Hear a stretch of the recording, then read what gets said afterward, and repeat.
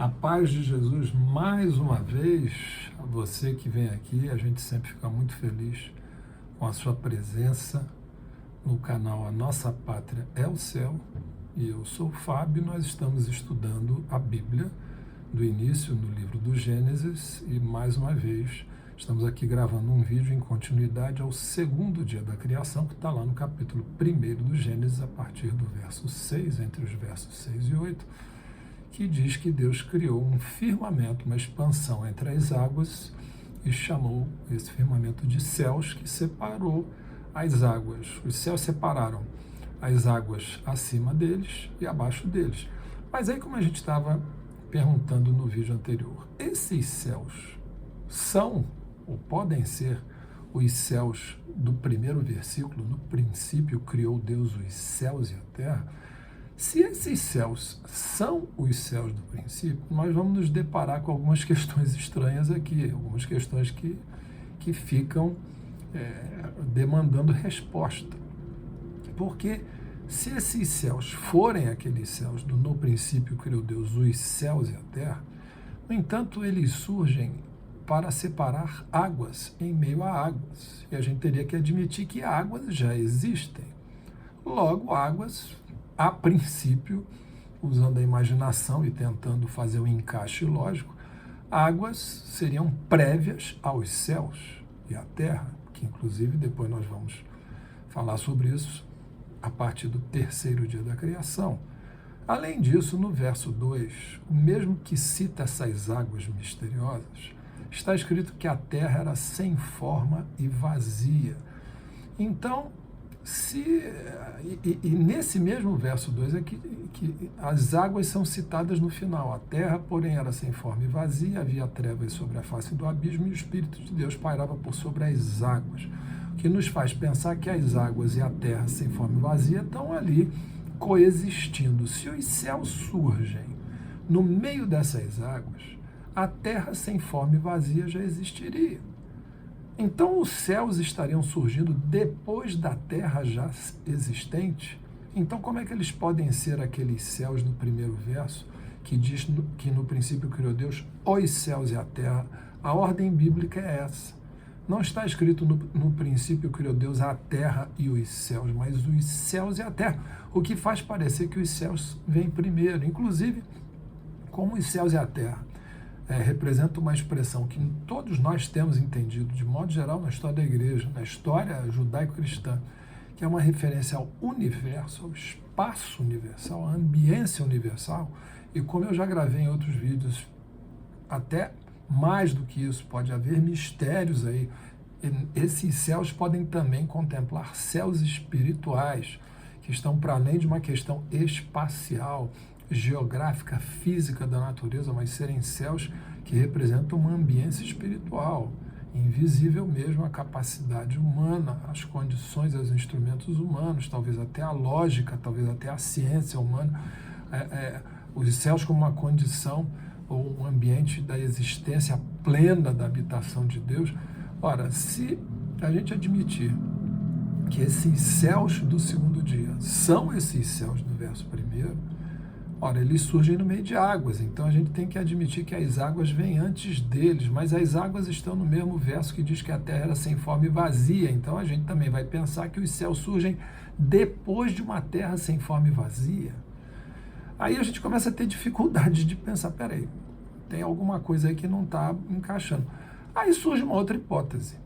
Esses céus não são os céus do primeiro verso. Porque depois que o primeiro verso acaba, no princípio criou Deus os céus e a terra, pronto, os céus e a terra estão criados. O que não significa dizer que Deus não vai fazer ajustes nessa criação e que eles já foram criados totalmente prontos. Não, eles foram criados, existe ali a sua estrutura, a sua condição fundamental, mas Deus vai fazer ajustes que vão ser mostrados ao longo dos versículos. E aí vem esses céus separando águas. Quando céus, no sentido de universo, do ambiente principal da criação, maior da criação, já teria surgido, esses céus já teriam surgido, e aí surgem esses outros céus no meio das águas. Ora, que céus seriam esses, então, também, se eles não são os primeiros céus? Eles são outros, que estão aonde? Que representam o quê? Que tipo de espaço de ambiência é essa? E aí vem aquela outra hipótese que há quem diga que esse relato, do verso 3 em diante, e também neste ponto, estão falando da perspectiva de alguém que estaria na terra, fixado na terra, ou observando apenas a terra, e a terra estaria totalmente envolvida de todos aqueles processos naturais da sua formação, aqueles gases, aquela energia, aquelas nuvens todas cobrindo, por isso que a luz não chegaria nela ainda. Aí quando as nuvens começassem a se dissipar, toda aquela poeira em volta da terra, a luz começaria a surgir e a aparecer para a terra, e seria o haja luz do verso 3 a 5.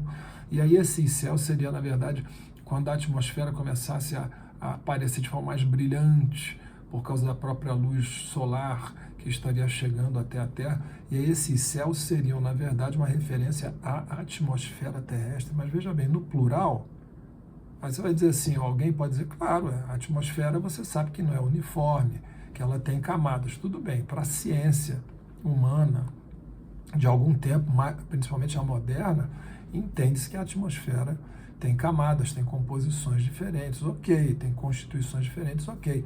Mas será que um homem, um escritor dessa época, de um texto mais do que milenar como esse, tinha essa noção?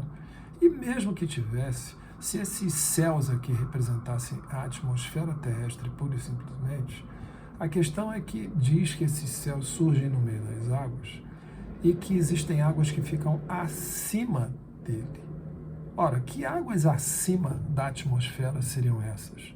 Onde é que estariam essas águas? Essas águas estariam por aí, no universo, em que lugar? Elas estariam flutuando pelo universo? Ah, não.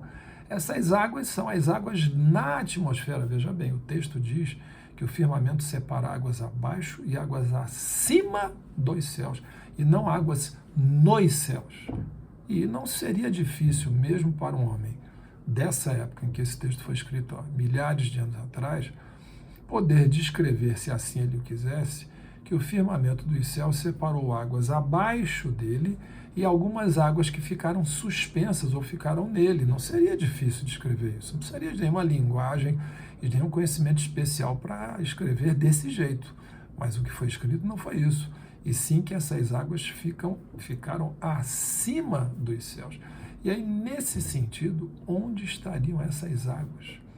Que dimensão, que volume teriam essas águas? Inclusive, porque a gente vai ver que no terceiro dia, as águas que ficam abaixo do firmamento, Deus vai dar uma ordem para que elas se ajuntem num único lugar e elas vão virar os oceanos e mares. Em relação a nós, ao nosso tamanho, a nossa pequenez, a nossa dimensão, olha o volume que ocupam as áreas de oceanos e mares. É um volume enorme. E das águas que ficaram abaixo do firmamento e as águas acima do firmamento, elas teriam o mesmo volume? Uma quantidade tão grande? Seriam tão intensas assim? Onde é que estariam essas águas, mesmo que elas estivessem em algum estado da matéria diferente do estado líquido?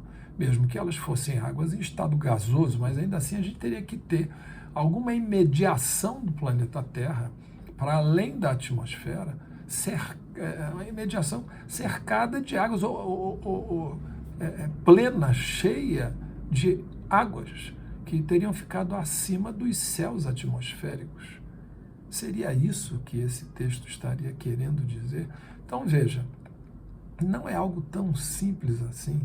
Quando a gente lê esse próprio texto, volto a dizer, como em outros vídeos, sem ainda fazer uma comparação dele com o que vai contar a história, o entendimento da ciência sobre o surgimento do universo e da Terra. O próprio texto já nos deixa com algumas questões importantes para a gente decifrar. Afinal de contas, esses céus, que céus são? Estão onde? Eles são diferentes do que está relatado no início? Eles são os mesmos que estão relatados no início? E aí a gente fica com questões de um jeito ou de outro. E mais uma vez eu digo, por que é que eu estou trazendo esses questionamentos, essas perguntas? Para mostrar como esse texto bíblico, essa narrativa da criação, ela não é uma narrativa simples, elementar, bobinha, que é só ler e dizer assim, isso aí é mito, isso aí é bobagem. Quem diz que isso aqui é mito, que isso aqui é bobagem, eu já deixo um desafio. Comprove pela sua maneira de analisar, então, as coisas que são e que não são, pela maneira que você acredita para entender o que é verdade, o que é e o que não é, use essa sua maneira e comprove que é mito o que está escrito no primeiro verso, que no princípio criou Deus os céus e a terra. Porque se a sua metodologia de análise, as suas crenças de interpretação não forem capazes de comprovar que esta frase inicial do Gênesis é uma farsa ou é meramente mitológica, mítica, como é que todas as demais informações simplesmente serão classificadas como mito e fica por isso mesmo? Nós vamos gravar mais vídeos sobre isso, mas, mais uma vez, é para mostrar como é que este relato do Gênesis tem informações que deixam grandes questões, afinal de contas, foi alguém que recebeu revelação de Deus, revelações de alguma maneira que nós não sabemos como, viu, entendeu de alguma maneira os acontecimentos da origem, do princípio do universo, da Terra e de todas as coisas. Deus abençoe sua vida. Até o próximo vídeo. Fique com a graça de Deus.